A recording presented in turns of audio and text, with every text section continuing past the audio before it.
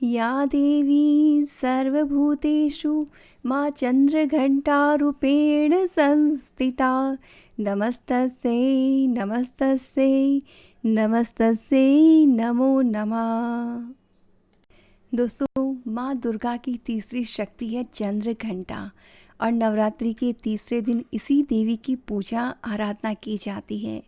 देवी का ये स्वरूप परम शांतिदायक और कल्याणकारी है। इसीलिए कहा जाता है कि हमें निरंतर उनकी पवित्र विग्रह को ध्यान में रखकर साधना करनी चाहिए। उनका ध्यान हमारे इहलोक और परलोक दोनों के लिए कल्याणकारी है और सद्गति देने वाला है। इस देवी के मस्तक पर घंटे के आकार का आधा चंद्र है, इसीलिए इस देवी का नाम चंद्र घंटा कहा गया है।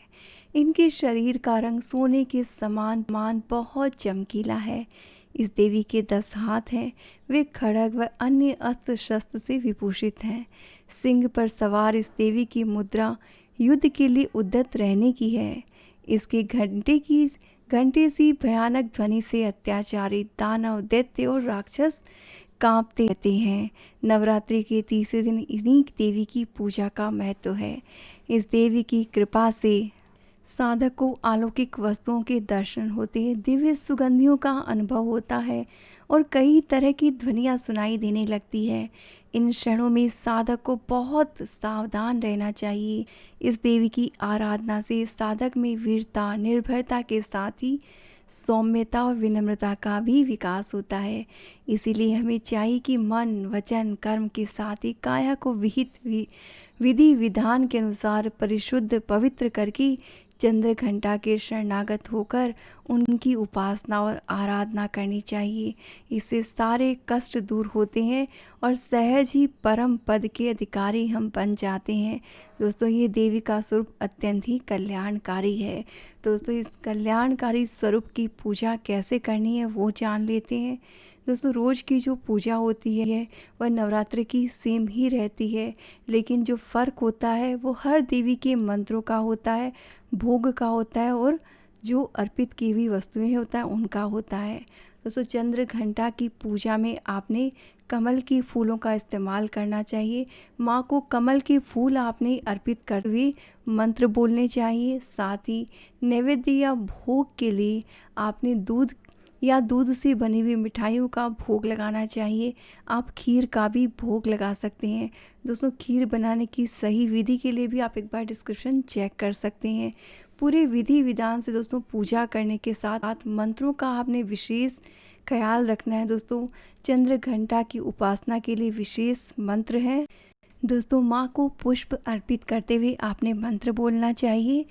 पिंडस प्रवरारूढ़ा चंडकोपास्त्र कैर्युता प्रसादम तनुते मह्यम चंद्र घंटीति विश्रुता।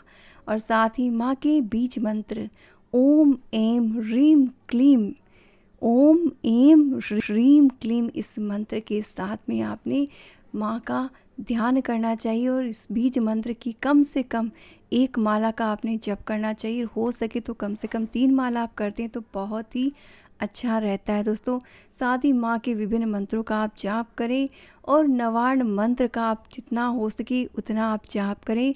नवार्ण मंत्र है ओम ऐं ह्रीं क्लीं चामुंडाय विच्चे। इस मंत्र का आपने रोज़ नियम से जाप करना चाहिए। दोस्तों, इससे घर में सुख, शांति, समृद्धि आती है और जीवन का हर सुख जो है वो प्राप्त होता है। दोस्तों, इन्हीं मंत्रों के साथ आप पूजा कीजिए, भोग लगाइए। साथ ही दोस्तों, माँ चंद्र घंटा की कथा और आरती का भी श्रवण आपने ज़रूर से करना चाहिए। तो चलिए सुन लेते हैं माँ चंद्र घंटा की कथा। देवताओं और असुरों के बीच लंबे समय तक युद्ध चला। असुरों का स्वामी था महिषासुर और देवताओं के इंद्र।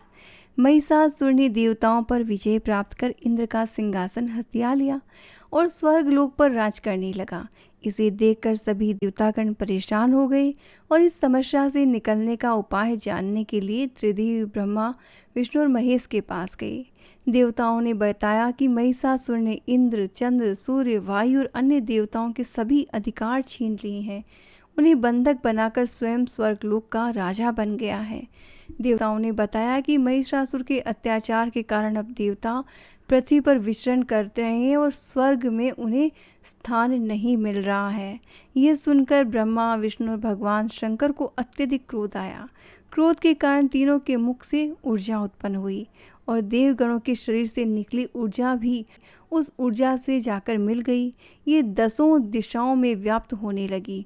तभी वहाँ एक देवी का अवतरण हुआ। भगवान शंकर ने देवी को त्रिशूल और भगवान विष्णु ने चक्र प्रदान किया। इस प्रकार अन्य देवताओं ने भी माता के हाथों में अस्त्र शस्त्र सजा दिए। इंद्र ने भी अपना वज्र और ऐरावत हाथी से उतरकर एक घंटा दिया। सूर्य ने अपना तेज और तलवार दिया। सवारी के लिए शेर दिया। देवी महिषासुर से युद्ध करने के लिए पूरी तरह तैयार थी। उनका विशालकाय रूप देखकर महिषासुर समझ गया कि अब उसका काल आ गया है। महिषासुर ने अपनी सेना को देवी पर हमला करने का अन्य दैत्य और दानवों के दल भी युद्ध में कूद पड़े। देवी ने एक ही झटके में ही दानवों का संहार कर दिया। इस युद्ध में महिषासुर तो मारा ही गया, साथ में अन्य बड़े दानवों और राक्षसों का भी संहार माँ ने कर दिया। इस तरह माँ ने सभी देवताओं को असुरों से अभय दान दिलाया। और दोस्तों, माता के आशीर्वाद से ऐश्वर्य और समृद्धि के साथ सुखी दाम्पत्य जीवन भी प्राप्त होता है। इनकी पूजा में जैसे विवाह में आ रही अड़चनें दूर होती है और माँ चंद्रघंटा परिवार की रक्षक है। इनका संबंध शुक्र से है। यदि आपकी कुंडली में शुक्र दोष है तो आपने माँ चंद्रघंटा की पूजा जरूर से करनी चाहिए। साथ ही दोस्तों, आप अगर किसी भी तरह के दोषों से परेशान है, किसी भी तरह की परेशानी से ग्रसित हैं, तो दोस्तों चंद्र घंटा की पूजा में एक बहुत छोटा सा और आसान सा उपाय आपने करना है। आपने पूजा में एक तांबे का छेद वाला सिक्का पूजा में रख लेना है। माँ के सामने बैठकर आपने मंत्र उच्चार करने हैं, पूजन अर्चन करना है, जिससे वह सिक्का सिद्ध हो जाएगा। और दोस्तों, आपने नवरात्रि पूर्ण होने के बाद उस सिक्के को लाल धागे में पिरोकर अपने गले में धारण कर लेना। दोस्तों, किसी भी तरह की परेशानी हो, तकलीफ हो, दुख हो, कुंडली के दोष हो, ग्रह दशाओं, सब कुछ दूर हो जाएंगे सिर्फ एक सिक्के से। तो आपने ये उपाय जरूर से कर लेना है। दोस्तों, अब सुन लेते हैं माँ चंद्र घंटा की आरती। जय माँ चंद्र घंटा सुखधाम, पूर्ण कीजो मेरे सभी काम। चंद्र समान तुम शीतल दाती, चंद्र तेज किरणों में समाती। क्रोध को शांत करने वाली, मीठे बोल सिखाने वाली। मन की मालक मन भाती हो, चंद्र घंटा तुम वरदाती हो। सुंदर भाव को लाने वाली, हर संकट में बचाने वाली। हर बुधवार जो तुझे ध्याए, श्रद्धा सहित जो विनय सुनाए। मूर्ति चंद्र आकार बनाए, सम्मुख घी की ज्योति जलाए। शीश झुका कहे मन की बाता, पूर्ण आस करो जगदाता। कांचीपुर स्थान तुम्हारा, कर्नाटिका में मान तुम्हारा। नाम तेरा रटू महारानी, भक्त की रक्षा करो भवानी। जय भवानी, जय भवानी, जय भवानी। दोस्तों, ये है माँ चंद्र घंटा की आरती। दोस्तों, बहुत ही सरल सा उपाय मैंने आपको बताया, वो आप नवरात्रि के तीसरे दिन जरूर से कीजिएगा। इससे आपके जीवन की सारी अड़चनें, परेशानियाँ दूर हो जाएंगी। साथ ही दोस्तों, इस इन्फॉर्मेशन को आप अधिक से अधिक शेयर कीजिएगा, ताकि आपके जान पहचान के लोग, आपके प्रियजन के जीवन में भी माँ की कृपा से अपार खुशियाँ आए। दोस्तों, इस वीडियो में इतना इन्फॉर्मेशन अच्छी लगी तो शेयर कीजिएगा। अपना देश चैनल में पहली बार आए तो चैनल को सब्सक्राइब कीजिए, घंटी बजा दीजिए, साथ ही ऑल के ऑप्शन को सेलेक्ट कर लीजिए। और दोस्तों, माता रानी के जयकारा लगाना बिल्कुल भी ना भूलें। कमेंट में ज़रूर से लिखें जय माता दी।